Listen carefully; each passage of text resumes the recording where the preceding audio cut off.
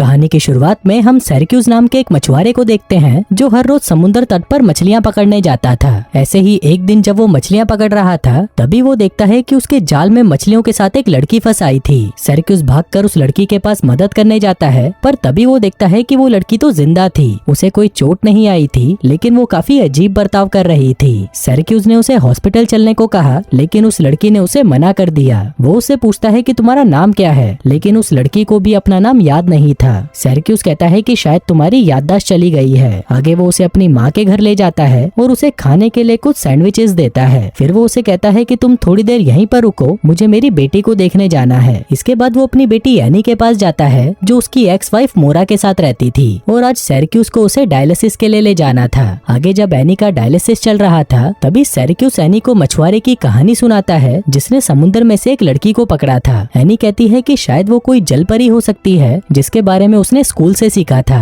वो बताती है कि कभी कभी वो समुद्र के किनारे आ जाती हैं और जब तक समुद्र उन्हें वापस नहीं बुलाता तब तक वो वहीं रहती हैं। आगे डायलिसिस के बाद सिरैक्यूज एनी को उसकी माँ के पास वापस ले जाता है। यहाँ पर उसकी मॉम उसके लिए एक नई इलेक्ट्रॉनिक व्हील चेयर लाई थी और एनी उस व्हील चेयर को अपने पापा को दिखाने के लिए काफी एक्साइटेड थी। पर तभी वहाँ पर मोरा आकर सिरैक्यूज पर चिल्लाने लगती है क्योंकि उसने अभी तक डॉक्टर से एनी की नई किडनी के बारे में बात नहीं की थी। फिर अगली सुबह सिरैक्यूज को नदी के किनारे वही लड़की कपड़े धोते हुए दिखाई देती है जो किसी अजीब सी भाषा में गाना गा रही थी। वो लड़की सिरैक्यूज से पूछती है कि क्या मैं तुम्हारे साथ चल सकती हूँ, जिस पर सिरैक्यूज मान जाता है और उसे अपनी नाव में चढ़ने देता है। वो लड़की बताती है कि मेरा नाम ओनिडिन है, जिसका मतलब होता है पानी। आगे सिरैक्यूज अपनी नाव को समुद्र के बीचों बीच लॉबस्टर पकड़ने के लिए रोकता है, लेकिन उसकी टोकरी में कोई मछली नहीं फंसती। पर तभी ओनिडिन गाना गाना शुरू कर देती है जिसे सिरैक्यूज ने कभी नहीं सुना था। पर तभी वो देखता है कि उसकी टोकरी अचानक भारी हो गई है, और जब वो उसे बाहर निकालता है तो वो हैरान रह जाता है क्योंकि जो टोकरी पहले खाली थी अचानक उसमें लॉबस्टर और कई तरह की मछलियां फंस गई थीं, जिसमें से वो लॉबस्टर को निकाल कर रख लेता है और बाकी को समुद्र में वापस फेंक देता है। आगे वो उन लॉबस्टर्स को बाजार में जाकर बेच देता है, जिससे कमाए पैसों में से वो ओनिडिन के लिए एक नई ड्रेस खरीदता है। जिसके बाद वो एनी को स्कूल से लेने चला जाता है। फिर घर आते हुए वो एनी को उसी मछुआरे और जलपरी की कहानी बताता है और कहता है कि वो जलपरी मछलियों के लिए गाना गाती है और वो मछुआरा उन मछलियों को पकड़ लेता है। अब ये सुनकर एनी को लग रहा था कि शायद उसके पापा हर रोज जलपरी का सपना देखते हैं। आगे अपनी बेटी को छोड़ने के बाद सिरैक्यूज अपने घर वापस चला जाता है, लेकिन उसे पता नहीं था कि उसकी बेटी चुपके से उसका पीछा कर रही थी। आगे घर पहुंचकर वो एनिडिन को कुछ कपड़े और खाना देता है और पूछता है कि तुम यहाँ पर कब तक रहोगी। तभी एनिडिन उसे कहती है कि मुझे तुम्हारे साथ रहना बहुत पसंद है, इसलिए मैं हमेशा यहीं रहना चाहती हूँ। वहीं एनी भी उन दोनों को साथ में देखकर हैरान थी और उसे पता चल गया था कि ये कोई कहानी नहीं बल्कि सच था। इसके बाद एनी एक लाइब्रेरी में जाती है और वहाँ पर मरमेड्स के ऊपर लिखी हुई किताबें मांगती है। इसी बीच सिरैक्यूज चर्च में जाता है और फादर के सामने कन्फेस करता है कि वो एक शराबी है, भले ही उसने पिछले 2 साल से शराब को हाथ तक नहीं लगाया। साथ ही वो बताता है कि हाल ही में उसे एक सपना आया था जिसमें उसने अपनी एक्स वाइफ के नए पति एलेक्स को मरते हुए देखा, जिसके बाद जब वो मोरा से मिला तो वो खुद भी शराब की एडिक्ट हो चुकी थी। अब ये सुनकर फादर उसे एक साइकोलॉजिस्ट से मिलने की सलाह देते हैं। फिर जाने से पहले सिरैक्यूज उन्हें कहता है कि अब जो मैं आपको बताने वाला हूँ वो आप किसी को नहीं कहोगे। दरअसल जब मैं मछलियाँ पकड़ रहा था उसी दौरान मेरे जाल में एक जलपरी भी फंस गई थी जो अभी मेरे साथ ही रहती है और मैंने उसे बाकियों से छुपा कर रखा है। फादर कहते हैं कि अगर ये सच है तो तुम पहले उसे यहाँ पर लेकर आओ, तभी मैं तुम दोनों की कोई मदद कर पाऊंगा। इसी बीच हम एनी को देखते हैं जो कि जलपरी और उसकी दुनिया के बारे में रिसर्च कर रही थी। दूसरी तरफ ओनिडिन कॉटेज की सफाई कर रही थी, जिसके बाद वो सिरैक्यूज की लाई हुई चीजों को देखने लगती है। इसी दौरान वो मछली पकड़ने वाले जाल को देखकर उससे आकर्षित हो जाती है और उसे अपने हाथ पर लपेटने लगती है।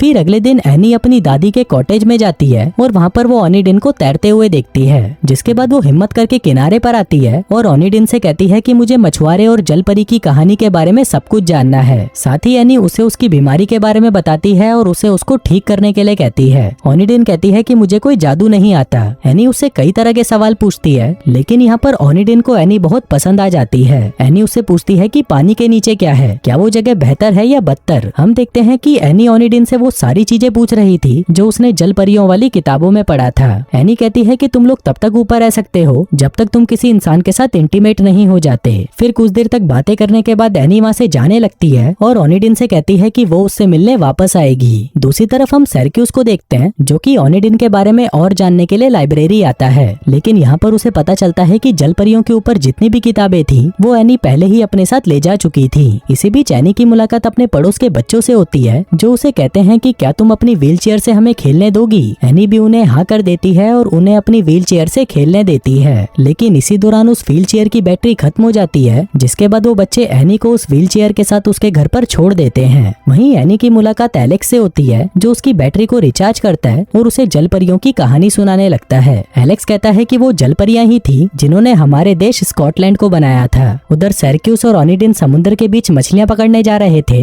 लेकिन तभी वहाँ पर गश्त लगाती हुई पुलिस की एक नाव आ जाती है, जिसको देखकर सिरक्यूस ओनिडिन को छुपा देता है। वहीं ओनिडिन अपने पैरों से नाव चलाने लगती है और कहती है कि मैं तुमसे बेहतर नाव तो अपने पैरों से चला लेती हूँ, जिसके बाद वो गाना गाना शुरू कर देती है। वहीं सिरक्यूस जब अपना जाल ऊपर खींचता है तो वो पाता है कि उसमें काफी सारी मछलियां फंस चुकी थीं, लेकिन इसी दौरान वो उस पुलिस वाली नाव को वापस लौटते हुए देखता है, जिसके बाद वो सिरक्यूस की नाव पर आते हैं और देखने लगते हैं कि कहीं सिरक्यूस सैल्मन मछली को तो नहीं पकड़ रहा, क्योंकि उस मछली को पकड़ना यहाँ पर अपराध माना जाता था। सिरक्यूस उन्हें कहता है कि वो कोई इल्लीगल काम नहीं कर रहा और पुलिस वालों को भी वहाँ पर कुछ नहीं मिलता, जिसके बाद वो वहाँ से चले जाते हैं। वहीं सिरक्यूस ने ओनिडिन को बेसमेंट में छुपा रखा था, जिसके बाद वो उसे बेसमेंट से बाहर निकालता है और कहता है कि तुम्हें किसी ने नहीं देखा। इसके बाद वो दोनों बंदरगाह पर वापस आते हैं, जहाँ पर ओनिडिन कहती है कि मैंने तुम्हें इतनी मछलियाँ दी तो बदले में मुझे भी कोई गिफ्ट चाहिए और वो गिफ्ट मैं खुद चुनूंगी। आगे वो दोनों वहाँ से जा ही रहे थे कि तभी रास्ते में उन्हें एनी मिलती है, जिसके बाद वो एनी को भी अपने साथ लेकर एक दुकान पर आ जाते हैं, जहाँ पर एनी ओनिडिन की एक अच्छी सी ड्रेस चुनने में मदद करती है। वहीं दुकान के बाहर सभी लोग ओनिडिन को ही घूर रहे थे, क्योंकि उन्होंने इतनी सुंदर लड़की आज तक कभी नहीं देखी थी। आगे वो तीनों सिरक्यूस के घर पर आते हैं, जहाँ पर ओनिडिन एनी से पूछती है कि क्या मैं तुम्हें तैरना सिखा सकती हूँ, जिस पर एनी भी उसे हाँ कर देती है। आगे जब ओनिडिन एनी के साथ स्विमिंग कर रही थी, तभी उसे पानी में कुछ दिखाई देता है। ओनिडिन जब उसे बाहर निकालती है तो एनी उसे कहती है कि पौराणिक कथाओं के अनुसार अगर तुम इस बंडल को मिट्टी में दबा देती हो तो तुम 7 सालों तक जमीन पर रह पाओगी। अब ओनिडिन इसके लिए मान जाती है और वो दोनों जाकर उसे मिट्टी में दबा देते हैं। इसके बाद जब वो बोट पर थे, तभी एनी ओनिडिन से पूछती है कि तुम्हारे पिता कहाँ पर हैं, पर ओनिडिन उसे कोई जवाब नहीं देती।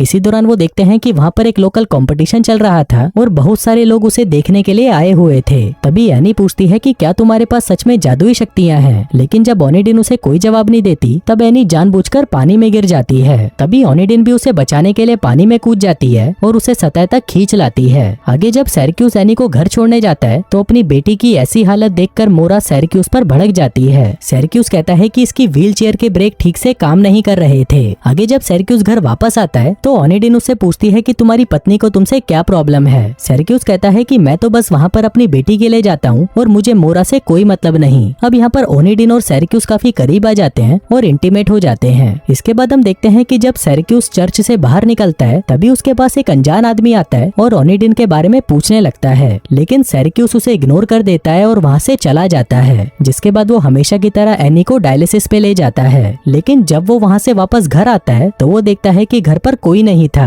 आगे सिरक्यूस ओनिडिन को ढूंढने निकल जाता है और काफी ढूंढने के बाद वो उसे एक जगह पर मिल जाती है। फिर ओनिडिन उसे बताती है कि उसका पति उसे ढूंढ रहा है, लेकिन वो उसे और एनी को छोड़कर यहाँ से नहीं जाना चाहती। तभी सिरक्यूस कहता है कि मैं विश करता हूँ कि तुम हमेशा यहीं पर रहो। इसके बाद हम मोरा और एलेक्स को देखते हैं, जो कि नशे में गाड़ी चला रहे थे और उनके साथ एनी भी थी। उधर दूसरी तरफ ओनिडिन का पति बहुत तेजी से गाड़ी चलाकर ला रहा था, जिसकी वजह से मोरा की कार का एक्सीडेंट हो जाता है और एलेक्स की वहीं पर मौत हो जाती है। फिर जब सिरक्यूस और ओनिडिन को इसका पता चलता है तो वो भागते हुए हॉस्पिटल पहुँचते हैं। आगे डॉक्टर सिरक्यूस को बताता है कि एलेक्स की किडनी तुम्हारी बेटी से मैच हो गई है और क्योंकि वो एक डोनर भी था तो हम उसकी किडनी एनी को लगा सकते हैं। दूसरी तरफ ओनिडिन का हस्बैंड उसे ढूंढ लेता है और उसे कहता है कि चलो यहाँ से चलते हैं, लेकिन ओनिडिन उसे जाने के लिए मना कर देती है। उधर एलेक्स की मौत के बाद मोरा सिरक्यूस से कहती है कि अब मैं एनी को अपने पास में नहीं रख सकती, जिसके बाद वो अपनी बेटी की सारी जिम्मेदारी सिरक्यूस को दे देती है, लेकिन साथ ही वो एक कंडीशन रखती है कि उसे ओनिडिन को छोड़ना पड़ेगा। पर सिरक्यूस के लिए ये करना आसान नहीं था। इसके बाद मोरा सिरक्यूस को अपने साथ ड्रिंक करने के लिए कहती है, क्योंकि उसने भी कई सालों से ड्रिंक नहीं करी थी। वहीं सिरक्यूस कुछ ज्यादा ही ड्रिंक कर लेता है और ओनिडिन के पास आकर कहता है कि तुम जहाँ से आई हो वहाँ पर वापस चली जाओ। लेकिन जब ओनिडिन उसे मना कर देती है तो सिरक्यूस उसके साथ जबरदस्ती करने लगता है और उसे उसी आइलैंड पर ले जाता है जहाँ पर वो उसे मिली थी। हम देखते हैं कि सिरक्यूस के लिए ये करना बहुत ही मुश्किल था, लेकिन उसे फिर भी ये सब करना पड़ रहा था। जिसके बाद वो उसे वहीं छोड़कर वापस अपने घर आ जाता है। फिर वो एनी के पास जाता है और उसे अपने घर पर ले आता है। अगली सुबह जब एनी टीवी देख रही थी तो उसमें वही गाना आ रहा था जो गाना ओनिडिन गाया करती थी। अब ये गाना जब सिरक्यूस सुनता है तो उसे पता चलता है कि ओनिडिन कोई जलपरी नहीं थी बल्कि एक इंसान ही थी। जिसके बाद वो तुरंत ओनिडिन को ढूंढने के लिए उसी आइलैंड आइलैंड पर पहुंच जाता है जहाँ पर वो उसे छोड़कर गया था। फिर वो उससे पूछता है कि तुम मुझे सच सच बताओ, तुम कौन हो और यहाँ पर कैसे आई। ओनिडिन कहती है कि मैं रोमानिया में थी और एक ड्रग कार्टेल मेरी मदद से ड्रग सप्लाई करता था। फिर एक दिन जब वो पानी के रास्ते से ड्रग्स लेकर जा रहे थे